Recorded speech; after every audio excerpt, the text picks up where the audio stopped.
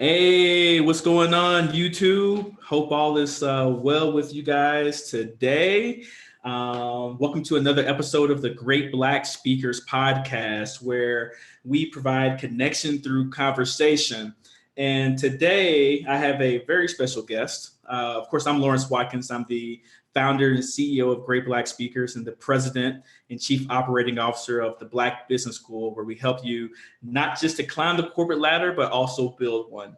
And today we are continuing our Black Wealth conversations with Mr. Rob Pasker. And Rob is a broker owner of real estate in Toledo, Ohio. And he's going to share with us some of the things that he's done to help establish $1 million in new Black wealth through real estate. So I met him actually last week, about maybe like 10 days ago, at a NAREB convention, a NAREB conference in Miami, Florida. And NAREB, for those of you guys who don't know, is the National Association of Real Estate Brokers. And of course, Rob is a broker. And and he's going to share with us in terms of establishing new Black wealth and his path and his goal and mission to educate children, educate the youth. And he's going to do that through real estate, but then he has a much bigger plan and much bigger vision that he's going to share with us today. So, Rob, how you doing today, man? Hey, I'm living a dream, Lawrence. I just want to thank you for bringing me on here and sharing the platform with you. It's a pleasure to be here. Yeah, no problem. And thanks for joining us today. So, can you tell the audience a little bit more about yourself and your story in terms of how did you eventually become a broker owner in real estate? Certainly, it's been a long, winding path. Something that's been put into me from the beginning. To be honest with you, where I am now, I'm the broker owner of Pasker Real Estate, based out of Toledo, Ohio. We help families build wealth through home ownership, and we get property sold for top dollar. We also do things such as property management. We work in commercial. We do a lot of different things, but the path to get here, I've always been an entrepreneur at heart. My father, he was a serial entrepreneur. He still is a serial entrepreneur, but he definitely planted seeds in me because he wanted me to be my own man. So as far as I can remember, he always will put that into me, speak the affirmations and mantras into my life. I mean, I was 8 years old receiving Entrepreneur Magazine subscriptions, being young. I got stories from my friends in the neighborhood, their sisters that say we would go around making calendars, just trying to sell calendars in the neighborhood. So I've always had an entrepreneurial streak. Um, I started off at the University of Toledo. Started off majoring in Africana Studies and psychology, double major. Um, it didn't work out as far as the Africana Studies because it wasn't what I thought it was going to be. So I ended up majoring in business, and I switched to education. I moved down to Columbus, got my associates from Columbus State, and the whole time I was studying to go into education. But after doing an internship in the K through 12 school in Columbus Afrocentric, I realized that the impact that I wanted to have on the youth, I would not be able to do through the school system. So the whole time I was in school, I always had my own business. In college, we had an event planning company. We had different events on campus, off campus. It was all about the movements. So we had a business doing that. I moved down to Columbus to help one of my buddies who has a nonprofit called the Why Not Foundation, youth needing organ and tissue transplant. Uh, I went down to Columbus a couple of times just to help him raise money for his nonprofit, and eventually I ended up staying. And so it went from Entourage Productions in Toledo. It morphed into Heartland Hip Hop. So the whole time, like I said, I had businesses going on. Heartland Hip Hop is a platform for Midwest talent. We did different artist showcases. We had an ongoing radio show for a couple of years. I dropped tracks, mixes. We had the whole nine going in Columbus, Ohio, Midwest. So you got bars. Oh, I got bars on the low. Uh-oh. You gotta wait for them. No, it's a slow build. And I acquired a tea company while being in Columbus. I learned about a product called matcha, which is powdered green tea. And so I met a guy who was importing this product. I'm really big on health. I'm very health conscious, and I would drink tea every day. And in a certain coffee shop that I went to in Columbus, they served this matcha, and the barista asked me if I ever tried it. I tried it. I loved it. The next time there was a different barista, and it was a young guy, and he said that it was his matcha. And I asked him if he was making money. He said no, because he was only selling it on eBay. So I gave him a blank card. It just had my name, phone number, email address, with a Nelson Mandela quote on the back. Something about education being the best tool you can use to change the world. And he ended up calling me, and I worked with him for a couple of months building up his business plan until he got to the point where I told him I wanted equity in the company. I helped him build up the branding, the distribution, the sales models, and all of that.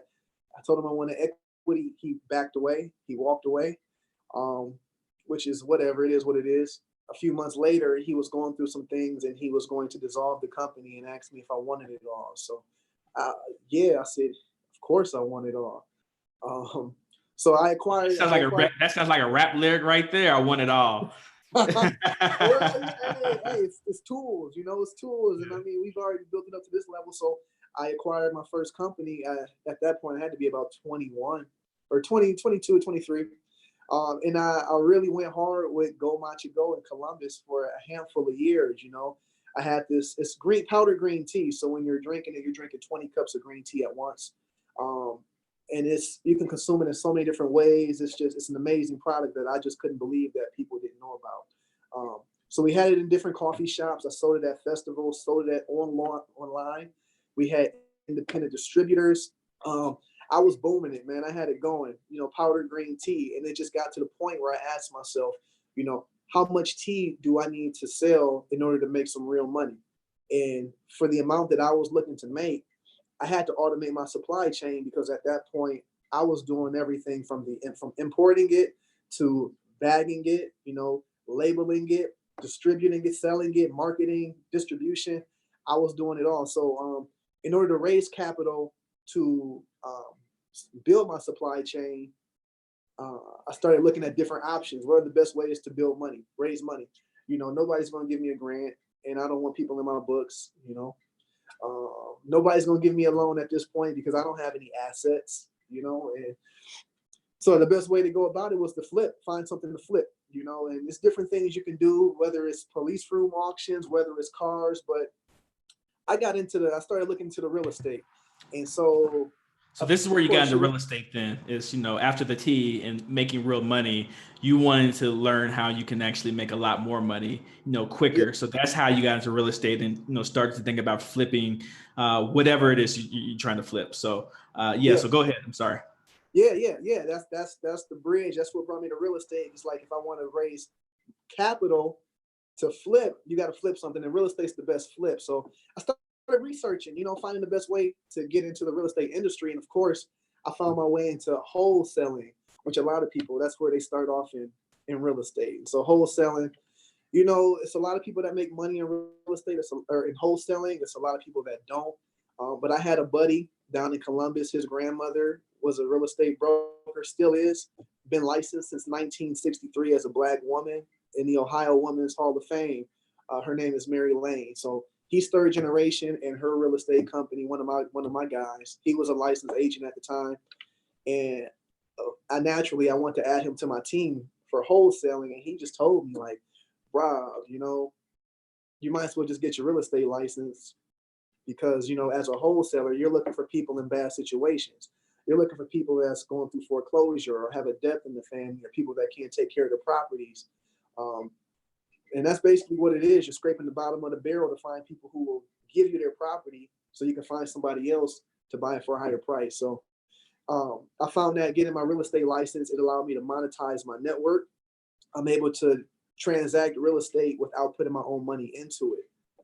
So how did that make you feel then? Let's stop there at the wholesaling piece, right? Yeah. Because a lot of people get into real estate via wholesaling. And we'll probably even have a course in the Black Business School on wholesaling here shortly. But how did that make you feel thinking about wholesaling in terms of, you can look at it one of two ways, right? You can look at it as helping people get out of bad situations, or you could look at it in terms of taking advantage of, someone else's bad situation. So like, how do you personally view wholesaling in the real estate landscape? Well, you got to look at it. In a lot of states, it's illegal, first and foremost. So a lot of wholesalers don't know anything about state law. They just get out here, get on YouTube, learn something, think they're gonna go make some money. So, and then on the flip side, adding to that, I mean, the way that I look at it now, being a broker, being licensed, um, in most cases, it's taking advantage because as a broker, yeah, now I can find somebody that's in the same situation, but instead of me, trying to talk them down to an ungodly price, I can work with them to help find a buyer that's going to give them the most money for their property, which in turn is going to help them in their situation further. Instead of them giving their house away for me to go find somebody else. So, I mean, it's just a matter of, this is America. America is a capitalistic country, and I mean, there's a million ways to skin a cat. But for me and for my heart and for my karma, so that I sleep at night, I find solace in the fact that I help put people in better situations with my real estate license.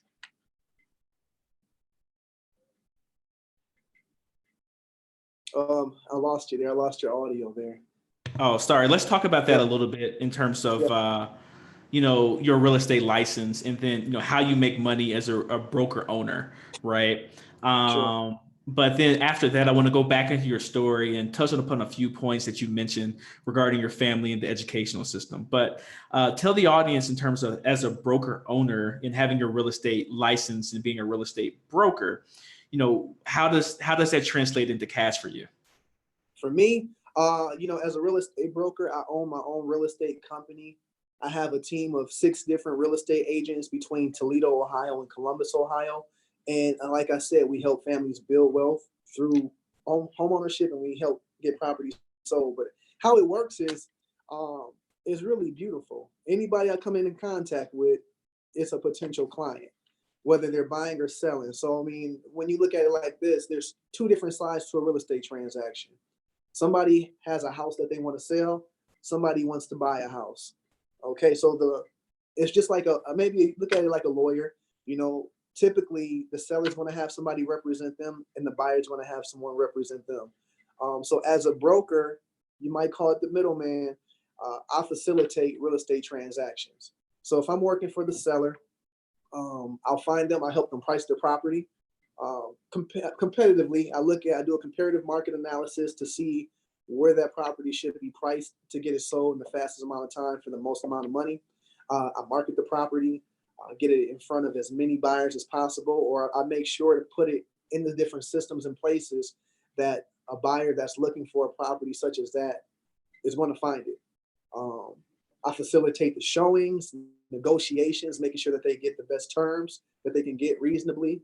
And I also get them to the closing table. I help negotiate repairs, appraisals, whatever it takes to get a house from put on the market, sign the yard, to the point where the seller is handing over the keys, and vice versa. With the buyers, I do it on the flip side, to the point where I help educate people on, hey, what's the value of becoming a homeowner?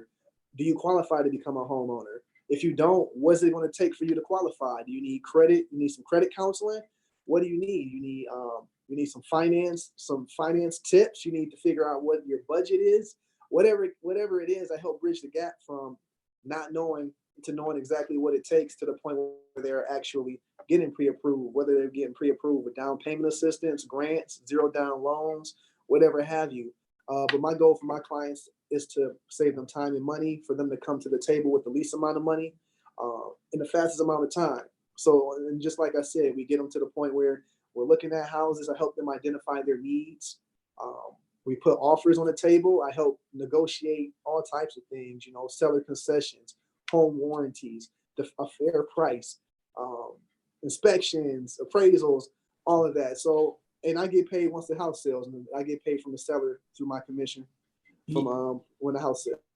Gotcha. So, you do it all as a broker owner. And if you guys have questions for Rob, please go ahead and post them in the YouTube chat. And I'll, at the end of this interview, I'll try to get to as many different questions as possible as well. Well, let me tell you this. and that's just as a licensed agent. As a broker, having agents, uh, I get a portion of my agent's commission as I well. was going to get to that too, right? So what Yeah. is the difference between a broker and an agent in the real estate field? Okay, so the difference is I'm in the state of Ohio. In the state of Ohio, the state gives authority to certain individuals to transact real estate on behalf of other people. The people that they give authority to are brokers. Now, brokers can have agents who work on behalf of them. So you can't be an agent just to be an agent. You can't be an agent without being underneath a broker. So in order to be an agent, you have to be sponsored by a broker.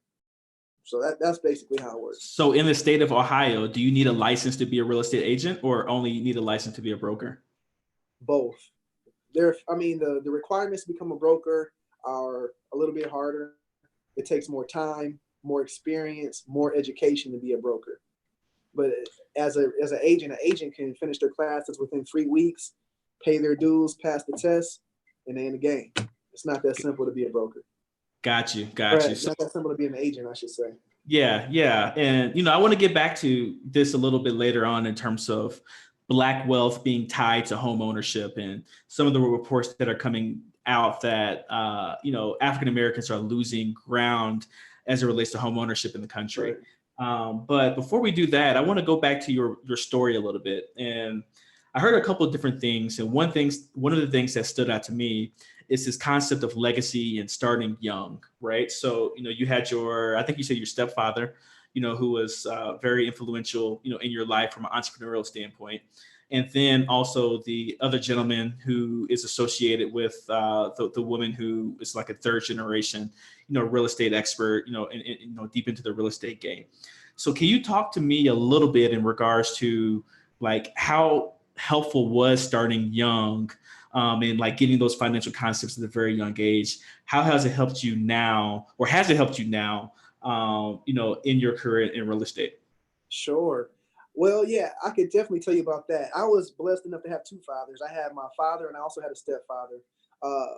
My mom and my stepfather, they both worked in blue collar. They worked for General Mills for 30 plus years. So they weren't entrepreneurs, but my mom was she's very good about her stewardship when it comes to finance. So she did teach me principles about just the stock market, savings, and, managing money. But it was my father who really planted the seeds about entrepreneurship. And my stepfather, he actually nurtured those seeds because he would always tell me, like, man, you'd be a great businessman. You need to go into business. Business is for you. But starting early, or at least having that mindset from a young age, it gave me time to experiment, and I feel like business is nothing more than an elongated experiment that manifests money, I've been through so many different concepts, many different industries throughout my time, just trying different things, seeing how people react, seeing how the market reacts, seeing how much money can be made. So starting young, getting those concepts early allowed me to start my experimentation early. So, really didn't make much money. Like I said, had my first LLC, back in 2007, and I had to only be like 18, 19, and it was for college, just in college throwing parties and having fun, really. Um, and I learned a lot. I learned a lot just dealing with people. It was a big social experiment, if anything, learning how to garner attention, get people's attention, um, marketing, branding, movement, recruiting people for a movement. So you got that. Then it moved to, Heartland Hip Hop. Entourage Productions grew into Heartland Hip Hop. And if you don't know by now, I'm conglomerate minded. And so whatever the case, Heartland Hip Hop allowed me to start to experiment creatively. I started to produce music, started to produce graphic designs, video. I got into the technology as far as telecommunications with the radio, video conferencing, social media, building a social media following, a lot. And then, and that grew into Go Matcha Go. And Go Matcha Go taught me another skill set, transactional sales, promotional marketing, setting up tables, having flyers and brochures, and being able to have a spiel in an elevator pitch, and building relationships with other business owners so that they will sell my product. And also internet marketing, getting a product online, having a website set up, having the sales systems in place, having the distribution systems in place.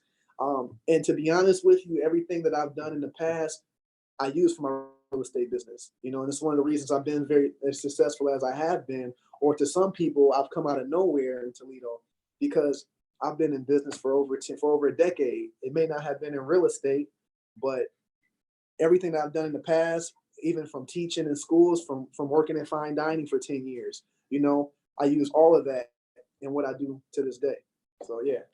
Yeah, that's interesting that you mentioned that because I feel the same way. So I started my first business when I was, I guess I was 22, 23 years old. I had just graduated, from college and moved to Syracuse to help my brother Boyce Watkins build his professional speaking business and career. And out of that work, that's where my first company, Great Black Speakers, was started, which of course still runs. And the name of this podcast is the Great Black Speakers Podcast as well.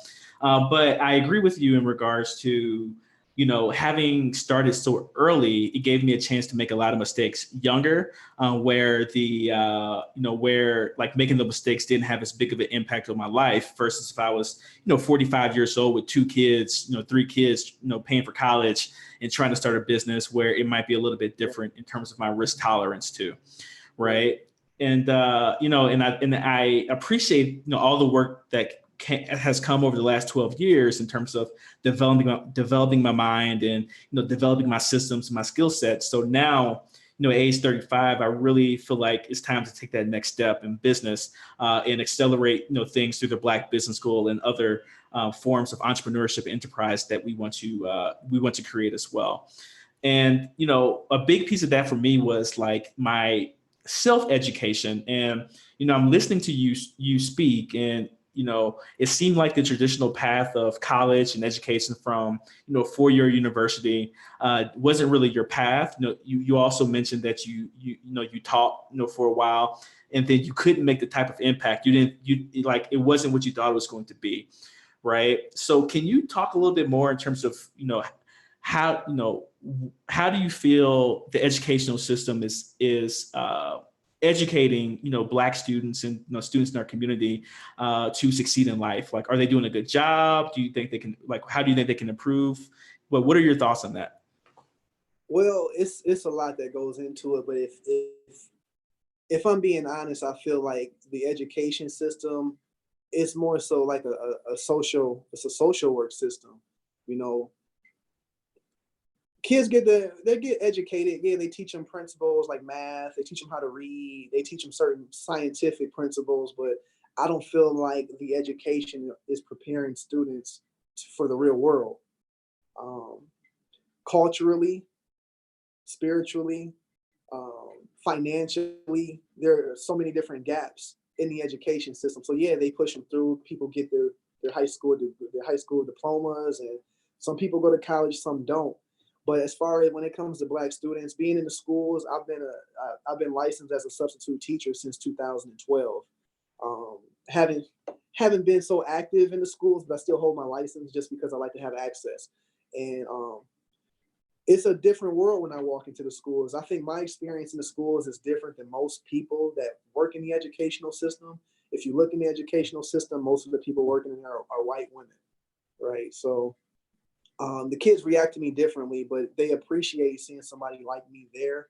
But the gaps that I do see, just the culture, just the mindset of the kids, it's like they're not being taught true values. They're not being taught principles like what masculinity is versus femininity. They're not being taught. It's a lot that they're not being taught. They're not being taught a lot at home. First and foremost, first and foremost, it starts at the house. But we all know in the age that we live in with technology, students are being raised by the media. A lot of the principles, what they believe in, their values, it comes from the media, and that's what's missing in the schools are those values, especially in public schools. Personally, my mom had it where I was going to public schools and private schools throughout my education. I ended up graduating from a private school, and yeah, we were we were raised and nurtured with different principles and values at the private school, but in the public school, that's not there. Um, but for me, I realized that for our youth, we need to take control of what they're consuming. And I know there's only so much that we can do with the powers that be, but we can have an impact if our capital is right and if we invested our capital in the right places when it comes to the media. Um, so that's why I'm passionate. And when I say I can't have the impact that I want to have, at a certain point, I wanted to go through and write curriculum, write social studies curriculum. But like I said, I realized that through the schools, it's not going to happen like that. Kids are getting educated through social studies through the music, through the Mm, movie, through mm, YouTube. That's their social studies. Yeah, they might teach them about history, which is not necessarily accurate, or they're not teaching the kids things that reflect who they are. Um, so it's all about the media, and especially when you look at hip hop. I look at hip hop as a weapon of mass creation. In its inception, it's the living history. And if you look at the principles in hip hop, the four principles in hip hop to this day were the same four principles of ancient African civilization. When you talk mm, about the drummer, which is our DJ, you talk about the MC, which was the griot back then. You got the graffiti, which is the hieroglyphics. Okay, and then you got the dancer, which is still the dancer. So those four principles are still evident alive today. It's just that the powers that be use those use those principles for mass destruction mhm. instead of mass creation. So it's only so much a school can do, but at the end of the day, I feel like we need to take ownership of our own youth and make sure that we're doing what we can to feed the youth what they need, because they're not going to get it through the school. There's only so much that you can expect from a state-run or federally run organization. They're not going to cater, and I think that's the issue with a lot of Black institutions or Black people in general. We're expecting change to come from up above, where the change has to come from the ground up.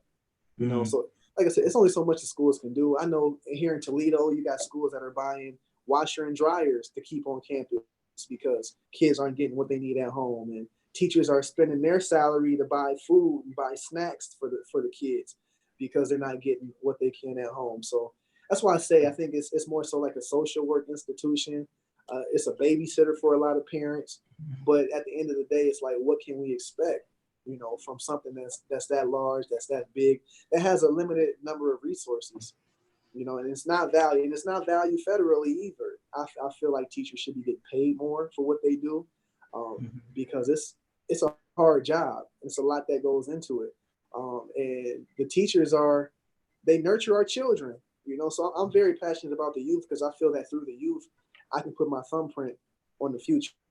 You Mhm. know, I like that. I like that I can put my thumbprint on the future, right? And I think that you're right. And you actually have the same sentiments in regards to education as my good friend Julian Gordon does, who runs our Freedom Family program and is a key member of our Black Expert Empire program through the Black Business School. And Julian, when we talk about Black wealth and we talk about wealth and capital in general, he talks a lot about the media too, right? So we've always had a debate, in terms of where we should start. Should we start with the media, or should we start, building some type of educational institution, for children? And I think we're starting to lean towards the media a little bit more than the actual education from a school curriculum standpoint, which we'll get to very soon as well, for the same reasons that you just mentioned right here, in terms of how children are being educated and how our community is being educated, because the media is the way to export belief about a particular culture to other cultures and to yourself too, to your own culture as well, in terms of how you view yourself from a self-esteem standpoint too, or a community esteem standpoint. I think I'm starting to agree now. Like before, I was on the other side of the fence in terms of just focus on the educational system, yeah. But I think media might be a better place to start before we really get into the educational system as well, because that's the real way to change culture within our communities. It's key. And I'll say this, you know, working with Heartland Hip Hop, I did a lot of research just on the hip hop industry and hip hop consumers. But when you look at the majority of hip hop consumers, people who spend money, literally spend the money on the music, attend the concerts, purchase the apparel, they're white, they're Caucasian. individual. So we're not spending money like that on these artists, but guess what? We identify with the artists.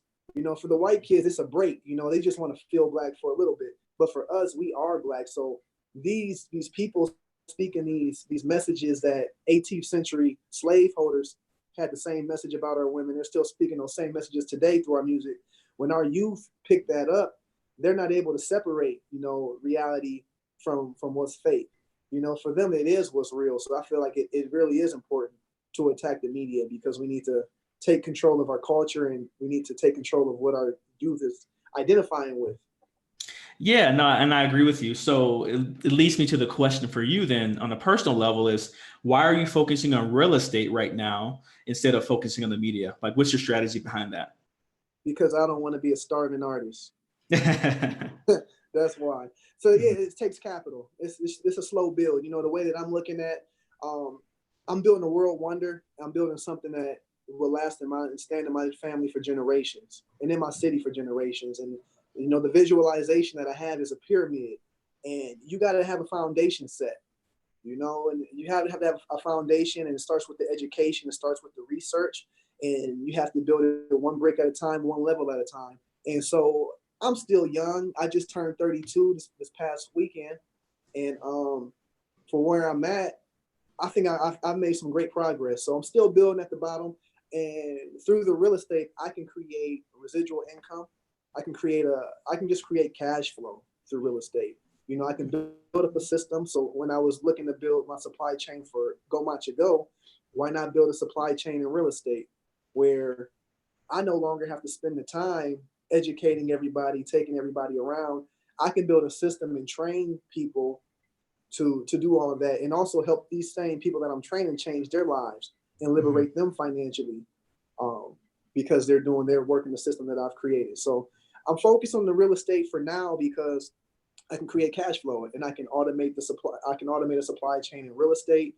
And also, I'm learning a lot about the investment, the development of real estate. There's power in real estate. And at the end of the day, it's all about power. But if I'm going to have the true power that I want to have for myself and for my family and the people that I love, it's got to be real power. Like, I can focus on the media, but there's no real power. There's no tangible power. I need tangible power. Unless I'm buying a tower, I'm not at the point where I can go buy me a radio tower yet. But I can, through real estate, I can put myself in position to purchase one or even build one. Right. So yeah, so it sounds like that, your main goal with the real estate industry is, of course you enjoy it, but it's really to build that financial capital that you need to do a lot of other things that you want to do as it relates to the Black community, and changing the messages that are out here, that are going to our children, that are going to, our actual community as well. And I think that's a very worthy and something that should be commended, and I commend your long-term vision in thinking about that in terms of what's important to you too, right? Like, you don't want to be a starving artist, right? And I think a lot of people want to change the world but don't have enough capital, whether it's financial capital, social capital, cultural capital, or just even personal capital, to really do what they need to do. And often the limiting factor is financial capital. So, you're making that sacrifice, you are doing, something in the real estate industry to build that financial capital so you can transfer, and so that you can, I guess, exchange that financial capital into other forms of capital, so that you can impact the community, the best way that you see fit. And, and I really love that. And, for those who just joined, I'm here with Rob Pasker. He is a broker owner of real estate, of Pasker Real Estate out of Toledo, Ohio. We've been talking about a lot of things, but the educational system, how he got started young in entrepreneurship through his father and stepfather, as well. So if you like this conversation, go ahead and press the thumbs up button on YouTube so we can get more people in. You can also share this video with your friends to let them know we're having a great conversation in terms of building wealth in the Black community. As well. And if you have a question for Rob, go ahead and post it in the live chat. And, at the end of this interview, I'll get to, a few of those questions for him as well. So, before we get out of here, Rob, one other thing that I want to talk to you about is the importance of home ownership within the Black community, right? Why is home ownership so important within the Black community in terms of financial wealth building? Well, when you look at the fact that in America, you have like the top 20%, and the top 20% of Americans, the wealthiest Americans, they have about roughly 30% of their wealth in their home owner occupied properties. When you look at the remaining Americans, over 60% of the wealth in America, it's over $54 billion of wealth. Over 60% of wealth in America is invested in owner occupied properties. So that means that most of the wealth in America comes from people living in the properties that they own. When we talk about owning properties, we talk about wealth where it comes down to equity, whether you bought the property outright with cash or whether you got a mortgage to do that. Every time, if you do have a mortgage, every time you make a payment, that mortgage payment, that principal that you pay off is going to go into a forced savings account. And it's an account that over time, people are able to start businesses with. They're able to send their kids to school. They're able to start missions, nonprofits. They're able to live their dreams because they've owned their home for a certain amount of time. When you look at it, I can't speak nationally. I can, but I can speak specifically in Northwest Ohio. Per the last U.S. Census, the white home ownership rate in Northwest Ohio was 72%. So over 72% of white households in Northwest Ohio own their properties, while only 36% of Black households own their properties. So that home ownership gap, that's a lot of wealth that we are not accumulating because we're not owning. So if we can close that home ownership gap, we can close the wealth gap, which in turn can decrease the opportunity gap, the education gap, the health gap, a lot of gaps. I think a lot of the issues that we have in our communities is because we lack wealth, applicable wealth that we can use to build. And when you look at it, like I said, home ownership is the biggest source of wealth in America that comes from equity. It's one of the biggest tax loopholes still to this day, as far as the different ways that you can write off being a homeowner, whether it's the interest that you pay, whether it's the taxes, the stabilization of payment. When you own a home and you have a fixed mortgage, your payment will never rise, while rents are increasing, 9%, 10% year over year. And if, of course, with those home ownership statistics, I believe nationally the Black home ownership rate is about 41%. But here in Toledo, with 36% of Black families not owning, if you don't own, it's more than likely, especially if with student loans, it's more than likely you have a negative net worth if you don't own your home. So that's why it's important. It's about legacy. It's about building wealth. Yeah, no, and I love that. And I guess my next question then would be, why is home ownership a better vehicle for wealth creation for the majority of Americans, the majority of people, compared to putting that money into stocks first, or putting that money into some small business or some business that you want to buy or own or something like that? Like, why is home ownership a preferred method of wealth creation versus other methods and things that people can do? Right. There's a myriad of different ways that you can invest your money and build wealth. Real estate specifically, for one, is tangible. When you invest your money in real estate, it's something that you can look at, you can feel, you can hug it if you wanted to. It's real. So yes, the market changes. Sometimes the market goes down, sometimes it goes up. But whatever the case, you put this money into the real estate, it's not going anywhere. Year over year right now, property is appreciating at about 9% here in Northwest Ohio. So if you buy a $100,000 house this year, if appreciation upholds, it's going to be worth at least $109,000 next year. And that's going to continue to compound year over year with the appreciation. And think about it like this. If you don't own your home and you're renting, you're giving money away. So I don't know. I know Toledo is cheap.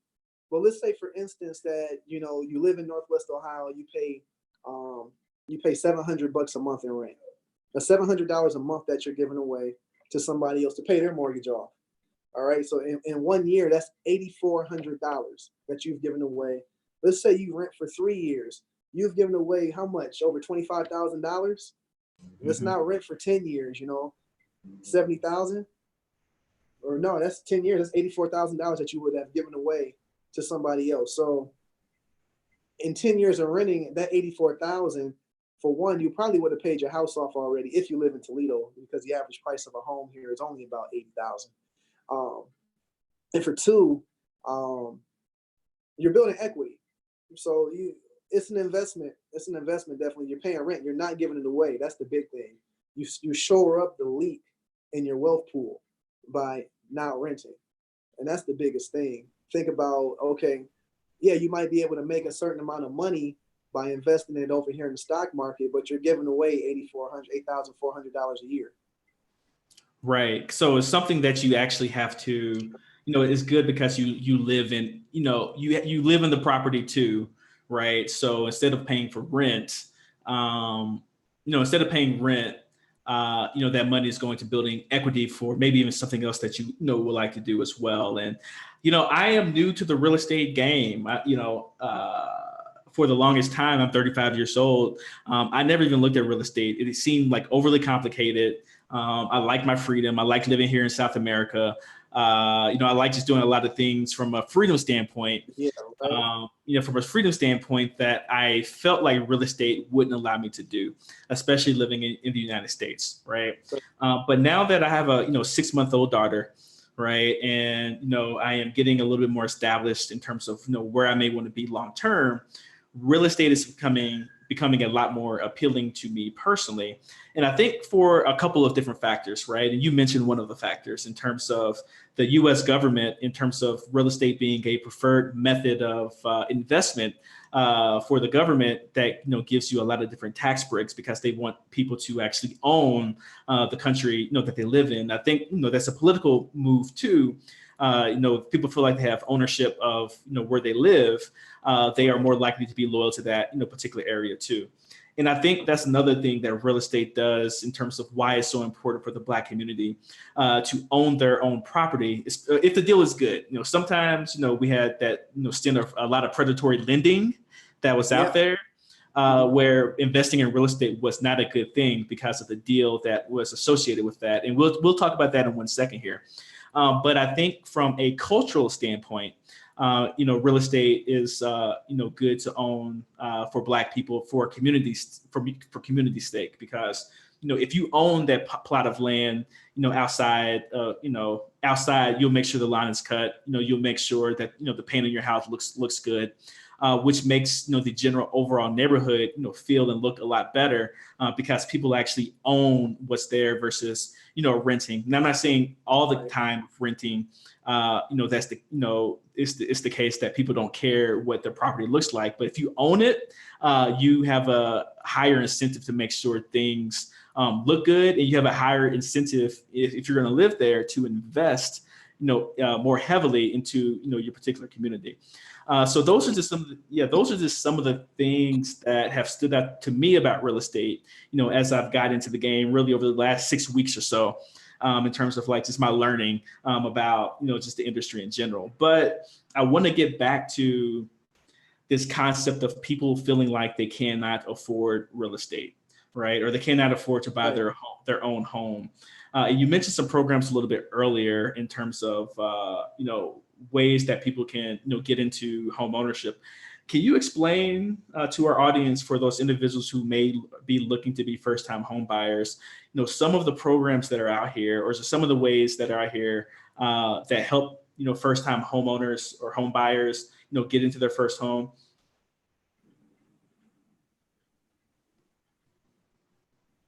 Rob? Yep. Okay, yeah. Can you explain about that a little bit? Yeah. So there's a lot. It's a lot of stuff out there. It's a lot of money out there that people aren't familiar with. And to be honest with you, a lot of realtors are not. I'm a realtist. I'm a member of the National Association of Real Estate Brokers. And being so, I'm very in tune with ways to help people and lower the bar as far as access to home ownership is concerned. So first and foremost, you want to connect with a realtist in whatever market you're in. Find the nearest realtist, because that person will be able to share more with you about home ownership, down payment assistance, zero down loans, whatever is out there, than most realtors. But There's a lot. So something that I rely on heavily with my clients is called the Community Reinvestment Act. It's a federal bill that was passed that says that banks that do business in neighborhoods have to offer some type of low down payment loan. So one that's really popular that I refer a lot of my clients to is called the Community Mortgage Program, which is it's amazing. It's a zero down payment loan, no PMI, no private mortgage insurance. It's the bomb. Zero down, no PMI. You can ask the seller to pay up to 6% of the purchase price towards closing costs. So on $100,000 house, what does that mean? What does that mean? On $100,000 house, PMI would probably run a good $100. So for one, you're saving $100 a month. There is no down payment, and your closing costs aren't going to be more than, let's say, $3,500. So if the seller, even if you got 4% of the purchase price towards closing costs, the seller gives you $4,000.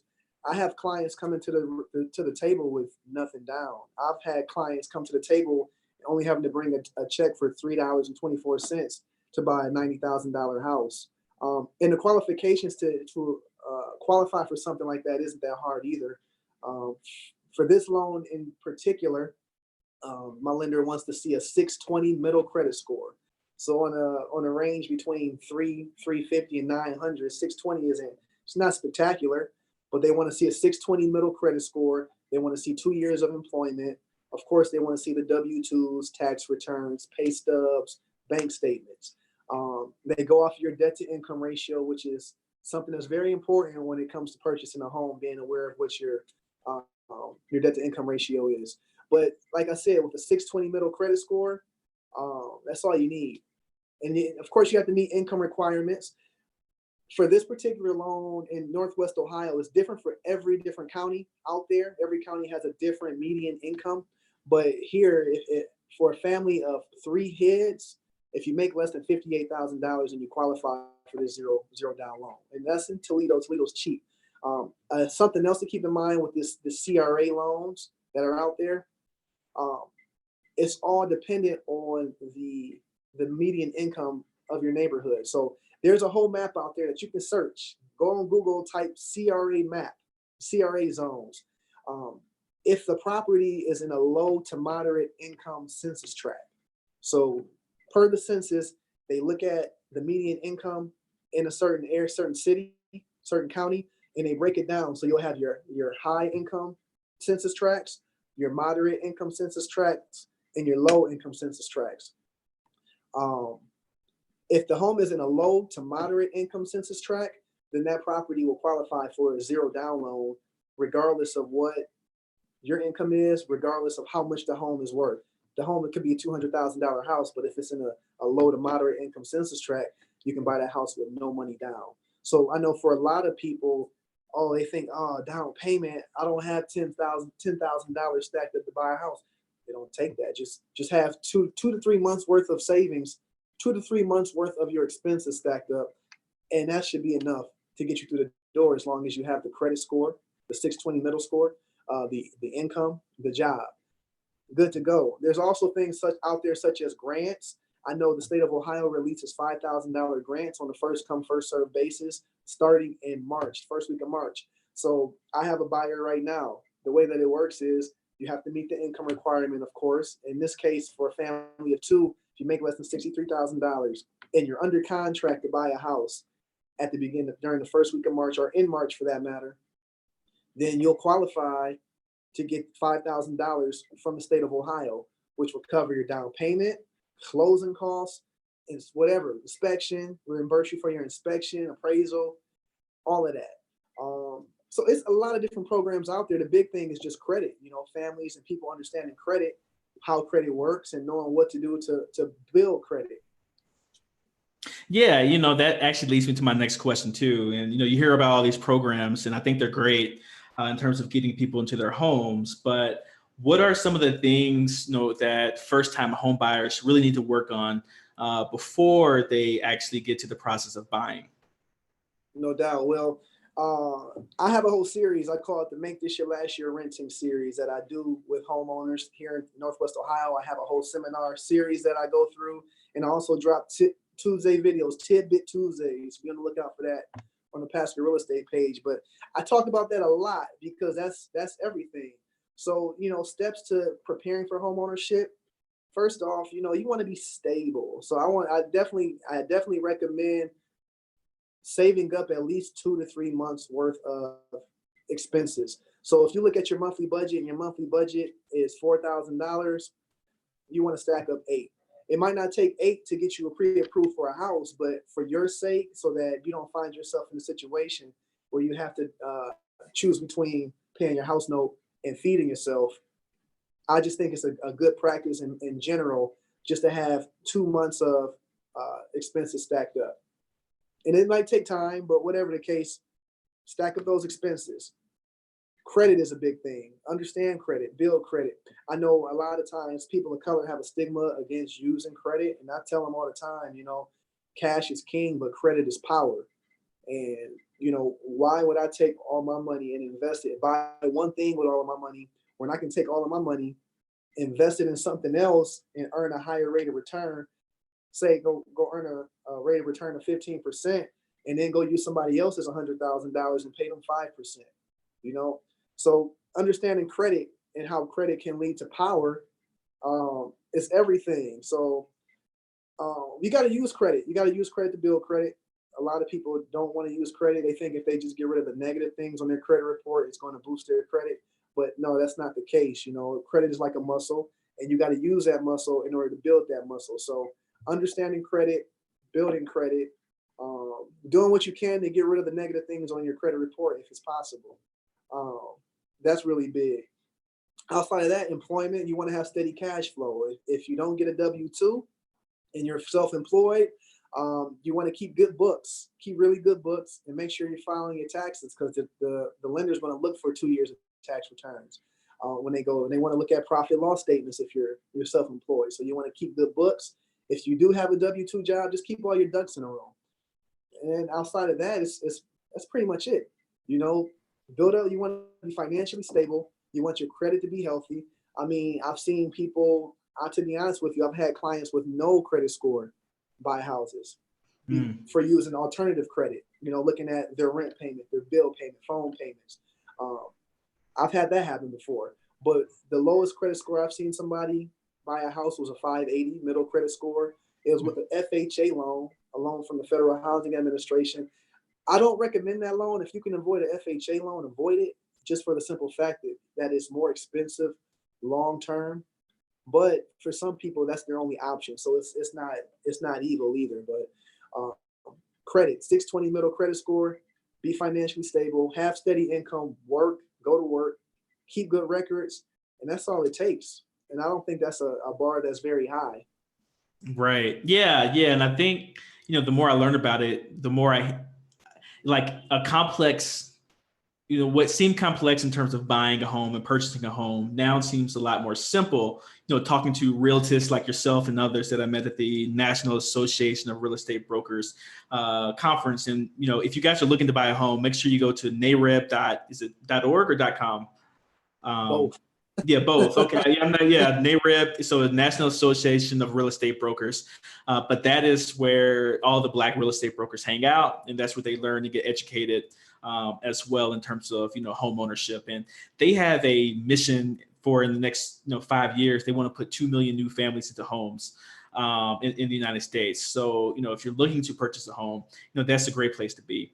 And I want to, before we get to the questions of the audience, I want to get back to this concept of like a big thing that I hear all the time in the comment section is people feel like you're trading one form of debt for another when you purchase a home. Right. And you touched on it a little bit with credit, but not necessarily into the actual using that credit, in terms of debt. And how, they feel like home ownership is like true, you own the home, but you're paying the mortgage. So the bank really owns the home in the beginning instead of you until you build up that equity into that property. Can you talk about that? Can you give a rebuttal argument to, what people say in regards to debt as it relates to home ownership? Right. Well, it's important to understand that not all debt is bad debt. Now, it's debatable. There are people that say, owning a home is not an asset. There are people that might say owning a home is a liability. But You know, how many liabilities do you know that appreciate with time? You know, how many liabilities do you know that people have used to send their kids to school, send their kids to private school their whole life, or send them to the colleges that they want to send them to? How many liabilities out there do you know that people are able to use to start businesses, to pull tangible money out of and start businesses? It's not too many. So yeah, it is debt, but it's not bad debt. Not all debt is bad debt. You know, if you have somewhere to lay your head at night, if you have somewhere to bathe and eat and congregate and have your family, um, and you get to build equity. I mean, the big thing is just the principal reduction. That's the biggest piece of it. And not to mention the appreciation, especially if you could find you a property that's below market value, um, which I don't necessarily recommend for first time home buyers. I don't recommend looking for a project as your first home. But for some people, they might be able to find a property below market value and live in it for a few years. And guess what? The value was up $30,000, you know, based off of where you bought it from. And you can go to the bank and get a credit card, get a line of credit worth $30,000 to use for your use based off of what you have already. So the home equity line of credit is really big as well. That's a big secret that you'd be surprised. A lot of people of color that I come across are not familiar with. Um, but a home equity line of credit is as simple as you go to the bank and say, hey, I want to take out a home equity line of credit. They send an appraiser out to your property. And based off of how much equity you have, let's say you've owned this house for 10 years. And after 10 years, you might have $15,000, you know, stacked up that you've paid because you've been paying every month. You might have $15,000 stacked up. Um, a particular bank here in Toledo, the best rate that I saw was they would give you 80% of your equity on a credit card that you could use for whatever. So, you know, you got $15,000 stacked up. What they give you a card for about $12,000 that you could use to do whatever you want to do. And the longer you own the property, the more principal that you pay down, because you can pay it down as fast as you want to without penalty. But the more equity that you have is going to be the more equity that you have, which means you can have a larger line of credit to do what you need to do. So yes, it's debt. Yeah, you're going to have to invest money into your property. Uh, I advise my clients to take their tax returns, or if they get it, but give your house a gift every year. Stay up on the maintenance, because yeah, things are going to happen. You're going to have to maintain the property over time, but be mindful, be preventative, spend that money on that house ahead of time so that you can avoid being stuck in a situation where it's all bad. Because when it comes to houses, stuff doesn't necessarily happen overnight. You might find surprises, but most of the time, if something is expensive, it started off really small, and it's something that could have been avoided had it been addressed when it was small. Um, so yeah, it's the best place to put your money. I believe in diversification, but if you're going to pay to lay your head down at night, why not put yourself in a better financial position for paying for living there? Right. And no, I am coming to your way of thinking, especially as I learn more about the concept of house hacking, right? And, buying, a duplex or a triplex or a quadplex, and, renting out the other units while you live in one, so that eventually you become what they call rent neutral. And, that's Yeah. where, the money that you make in cash flow from the other units that you rent out from that purchase, you can use to pay your own rent. So basically, it'd be like living rent free in a particular neighborhood, a particular area, that you use, based off the loans that you received.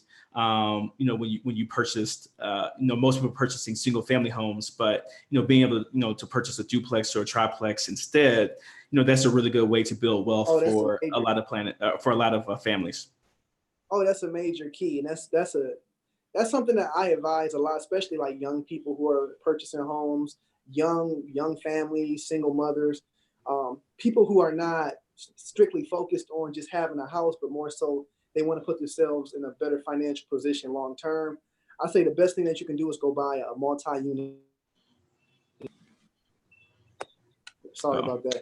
The sorry, best thing that you can multi-unit do property. is Yeah, the best thing you can do is purchase a multi-unit property, because, like you said, it's a house hack. Like, okay, you're going to have a mortgage regardless whether you live in a single family or whether you live in a property that's up to 4 units. Um, why not live in one? And it could be temporary, you know, it doesn't, and that's another thing. When you buy your first house, you got to remember it's not a forever home. It's just to build some equity, it's a starter home, a vehicle to create some type of financial foundation. So with that being said, here in Northwest Ohio, you can buy a 4-unit property for less than $90,000, right? And your monthly payment on it is going to be, with an FHA loan, your monthly payment is only going to be about $700 a month. So why not live in one of those units, rent the other 3 out? And even if you rent the other 3 out at $500 a pop, you're going to be making $1,500 a month. They're going to cover your mortgage. They're going to cover your bills. Okay. So at that point, wealth is at the point where your income or your assets are giving you the income that covers your monthly expenses. So if you're living in one, you got somebody else paying your mortgage, they're paying your bills. Everything that you make on top of that is just extra. It's expendable income that you can stack up, that you can save, that you can invest into something else. And I think it's one of the greatest ways to start off financially, especially when you're not in a situation where you have to have a house. And if you're comfortable living in an apartment, or you're comfortable living in a multi-unit building already, why not own it and let somebody else pay that off for you? They'll pay your mortgage off, and guess what? You can move out, build some equity, because even if they pay that off, put that extra money into the equity, and then use that equity to go purchase your dream home. You know, live in that house for 5 years, stack that up, pay it down, go get a home equity line of credit, go buy your dream home, or go buy another building. You know, hold on to it. So now you're getting even more rent because you're not living there right now. And so guess what? They're paying your mortgage on the next property. It's one of the best things that people can do. Right. I love it. And we're getting to your questions here in a second. So we're here with Rob Pasker. He is the broker owner of Pasker Real Estate in Northwest Ohio, in Toledo, Ohio. We've had a conversation today in regards to really a lot of things, but mainly in regards to real estate, and also the value of media and the importance of media in terms of the education of the Black community as well. So if you like this interview, go ahead and press the thumbs up button on YouTube, to make sure other people have a chance to see this as well. And go ahead and share this conversation with your friends, your family, who may want to learn a little bit more in terms of wealth creation through real estate as well. So we'll get to your questions now. So let's do a little bit of rapid fire Q&A, Rob, in terms of just answering as many questions as we can over the next few minutes before we get out of here. So let's see here. I don't know how to pronounce this. S3T Red is probably something I'm not even seeing right now. But anyway, they ask, have you studied Dr. Claude Anderson's Powernomics? If so, what stood out most to you? What was your aha moment? No, but that's something that I definitely need to study. Powernomics by Dr. Claude Anderson. I'm taking notes. Man. We have a lot of videos. Boyce has done a series of interviews with Dr. Anderson. So look those up on YouTube as well. And you can see a lot of the things that they've been talking about. But, that's an excellent book to really read through, especially about the education of the Black community from a financial perspective. Another wonderful book that I love is Blueprint for Black Power by Amos Wilson, Dr. Amos Wilson. One of the key books that I refer back to when I'm thinking about the work we do with the Black Business School. Certainly. Yeah, I can't say that I studied that. I studied just history in general. History. I studied a lot about just Black America when it was segregated, looking at how we formed our own townships, formed our own countries, and economics in general. So, but that's definitely something that I have to dive into. All right. So Adam Nelson asks, how much capital do we need to get in and buy off top? What knowledge source did you seek out first? Who got you started? Well, how much capital do you need to buy off top? Like I said, to start, all you need is 2 months worth of expenses stacked up, and maybe not even that much. You can start off real simple, and like we just discussed with the multi-units, you can use an FHA loan to purchase up to 4 units with a 3.5% down payment. So on a $100,000 property, that's a $3,500 down payment that you can use to establish wealth, where you don't have to pay rent anymore. You got people paying you to live in your property, paying your bills, so that anything that you make on top of that is going to put you in a position where you can start to stack and invest in more property, invest in other forms of investment, whatever it may be. So like a lot of people think, oh, I need hundreds, I need tens of thousands of dollars to go invest in some real estate. No, man, for most people, if you got $5,000, that's enough. Doesn't take that much. Doesn't take that much. What was the second part of the question? What knowledge source did you seek out first, and who got you started? It's been a long journey. It's been a very long journey. I bounce around to different industries. Um, Everything from, like I said, history. I'm really big on history. I go back. I like to go back to as far as I can go, and I'm talking Kemet, Nile Valley civilization, looking at the lessons, looking at the symbols and the systems that they left for us to this day that are still being used by people who don't look like us. Um, just business in general. I'm really big on one of my favorite authors is Robert Greene. Of course, Robert Greene is one of my favorite authors. Love a lot of his work. Napoleon Hill, he's another one of my favorite authors. And I think a lot of that stuff is more philosophical, but it gives me a lot of fire. It gives me a lot of perspective in how I deal with people daily, and also how I deal with myself mentally, spiritually. Um, as far as knowledge, information sources, it's a lot of inspirations out there. A lot of inspirations. Ashra Kwesi is really big. Dr. Ben's been big. Dr. Sabi, when it comes to health, has been really big to me. You got to give a shout out to Jay Morrison. He's doing this thing out there. You got to appreciate him. It's a lot of people. You just get on YouTube, man, start typing stuff in, and people just pop up. But who got me really pushing into real estate? Like I said, my first broker, actually, it was my boy Jules Masale out of Columbus, Ohio. And his grandmother is Mary Lane, got her real estate license back in 1963. And they were the first ones to really put me into the real estate game, put me onto the game as far as being a licensed broker, teach me the broker game, teach me the opportunity in being a broker. They also introduced me to NARAB. I wouldn't know anything about the National Association of Real Estate Brokers if it weren't for them putting me on game. And just being a member of NARAB and traveling regionally and nationally has just given me so much game that's out here that I would not have access to if it weren't for me being involved with this organization. So wonderful. The next question is by S3 Tread again, and they asked a couple of questions. What responsibilities do you recommend the buyer should handle themselves in the buying process? Also, should the buyer secure their own mortgage? Should they find their own inspectors, etc.? Well, I'm gonna tell you what. At the end of the day, the real estate transaction is going to be what you want it to be.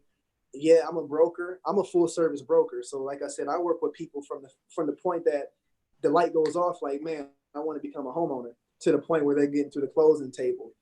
The responsibilities that the buyer needs to handle: get yourself ready, put yourself in position. I can't put you in position. I can tell you what you need to know to position yourself to become a homeowner. But at the end of the day, I can't make you budget. I can't pay your bills on time. I can't apply for credit cards for you. I can't apply for loans to help you build your credit. I can't apply for the mortgage. So, but the big thing is positioning yourself.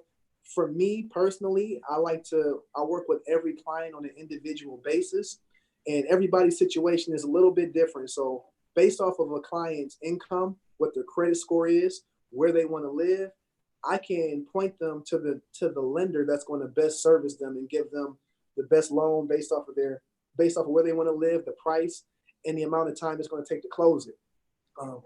As far as inspectors, I have a team of inspectors that I have. I have one in particular that I love, man, because he's very thorough. He's very affordable compared to, if you compare his services to other inspectors in the area, he's about $125 cheaper than what they charge for the same quality product. And he puts together a 60-page PDF report with pictures, very thorough, goes through every nook and cranny. And he's also the type that educates. A lot of inspectors are just like, yo, come at the end, you can pay, and that's that. But he's like, yo, come at the beginning, and we're gonna go through the house together. And he really educates. So to answer the question, it all depends on you at the end of the day. But I know for me, I like to make sure that my clients have the best experience when purchasing a home, because it can be very stressful. There's a lot of moving parts involved. There are a lot of people and organizations involved. in a home sale. So I like to put my people in place to be successful. And that means putting people around them that I know have a track record of satisfying my clients. So you got to ask your realtor about all of that. But I know for me and my clients, I got a whole team, and by no means are they don't have to work with anybody I put on the table, but I recommend who I recommend for a reason. Love it. This is going to be the last question. It's by Keitha Thompson. And she asked, can wholesaling be a vehicle to get started in real estate to generate capital and then branch off into other areas of real estate, be it residential or commercial? I would say this: get your license. That's the best thing you can do. If you want to get into real estate long term, just go ahead and get your license, because wholesaling is only going to pigeonhole you. You're only going to be able to work with certain individuals, and you got to go find these individuals and compete for these individuals. It's most individuals that aren't in good situations. If you are interested in being in long-term real estate, whether it's residential, whether it's property management, whether it's commercial, go ahead and get your license. And that's going to put you in a whole new arena, give you a whole new network where you can go and learn from people who are licensed, who have done this over and over again, who've been doing it for time. And you can grow. You get yourself with a broker that can teach you what you need to know to grow into your path in real estate. Because I say all the time, there's 1,000 different ways to make money in real estate, but being licensed, if you want to have a career. Now, if you want to just make some quick money and keep it moving, you want a hobby, you don't have to get licensed. But if you want to have a career, get that real estate license. For one, because like I said, you monetize your whole network. And like I said, in Northwest Ohio, the average house price is only $80,000, which is cheap.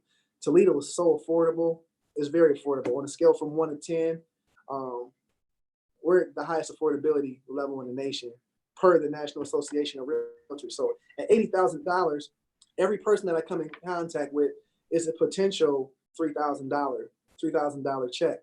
If they purchase a home with me. Not to mention, not just them. What if they tell their friends and family about my services and they go on to use my services? So it puts you in a position where you can monetize your network. You learn the game at a high level, at a professional level. You have access to people who will be willing to share with you. As a wholesaler, you just kind of out here. We kind of just look at wholesalers like, okay. But if you get your license, people they're going to open their arms out to you. They're going to teach you. They're going to want to teach you. And then on top of that, it's a great lifestyle. Being in real estate is great. I have a lot of freedom that I didn't have before, being in real estate, especially being a broker. I'm my own master. I follow the laws, and that's all that's important. As long as I follow the laws, I'm good. I work on my own schedule. I work with who I want to work with. I'm not forced to deal with people that I don't vibe with. I'm able to make changes in people's lives. I'm able to help change families' lives generationally. I'm helping families establish wealth, establish homeownership that hasn't been done in generations.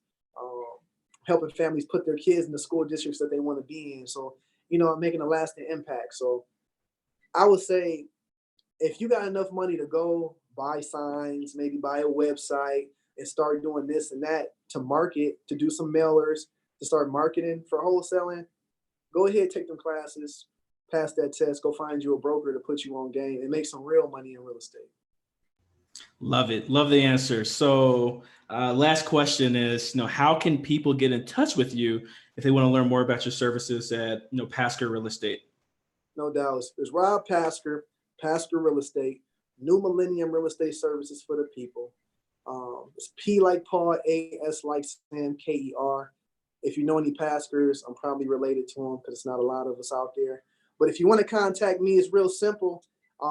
Social media, IG, Twitter, at Rob Pasker, at ROBPASKER. Follow me. Hit me up on Facebook, Rob Pasker, PASKER. PaskerRE.com, PaskerRE.com, as in real estate. I'm out here, type in Rob Pasker in Google, I'm gonna pop up.